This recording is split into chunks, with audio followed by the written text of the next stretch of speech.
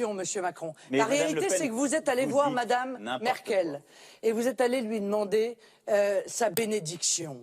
Car vous n'envisagez de ne rien faire sans avoir l'accord de Madame Merkel. C'est si vrai que quand on vous a dit, mais comment vous allez faire face à Madame Merkel, vous avez dit, mais je ne serai pas face à elle, je serai avec elle. Bon. Et bien sûr que je veux une France qui se bat avec l'Allemagne. Alors je vais vous dire ce qui va se passer, Monsieur Macron. De toute façon, la France sera dirigée par une femme, ce sera ou moi ou Madame Merkel. Elle est là la réalité, mais bien évidemment que oui. Elle est là, la réalité. Heureusement, notre pays a eu des dirigeants visionnaires. Calmez-vous, laissez-moi terminer. Très calme, Madame Le Pen. C'est vous qui m'avez interrompu. Non mais non, c'est moi qui parlais. Il y a eu des dirigeants visionnaires. Le général de Gaulle et le chancelier Adenauer. Ils ont su travailler ensemble. Ils l'ont fait avec. Ils voulaient pas. À une autre époque. Ils ne voulaient pas cette Europe-là. Et ils ont construit cette Europe-là. Ils voulaient pas cette Europe-là. On a bien compris vos divergences sur l'Europe.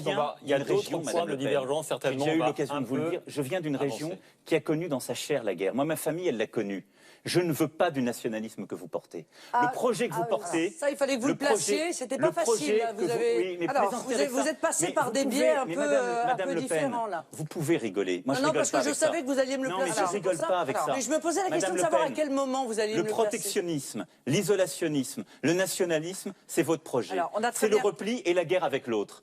On l'a connu pendant des siècles et des siècles. Il y a des gens qui ont payé. Vous vous trompez d'analyse historique. Mais bien sûr. C'est ce que vous proposez. C'est vrai que l'histoire de France vous intéresse pas plus que la culture de France, pas plus que l'art français ne vous intéresse. La réalité, il est vrai que nous n'avons pas la même vision, mais la réalité, Monsieur Macron, je vous le confirme. C'est que c'est le déséquilibre. La réalité, c'est que ce que vous proposez, c'est une sortie de l'histoire. C'est le déséquilibre. J'espère que nos concitoyens l'ont compris. C'est le déséquilibre dans les rapports entre l'Allemagne et la France qui sont en réalité les germes de la guerre.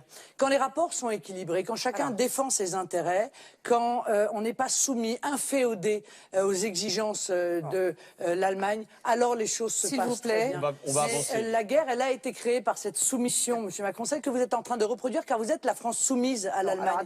Et vous voulez exiger une soumission économique à l'Allemagne, et c'est extrêmement grave. Vous avez eu un long moment l'un et l'autre sur le dossier européen. Non, mais c'est important, parce que là, il s'agit de notre souveraineté, il s'agit de notre indépendance, mais il s'agit aussi de la défense des intérêts des Français.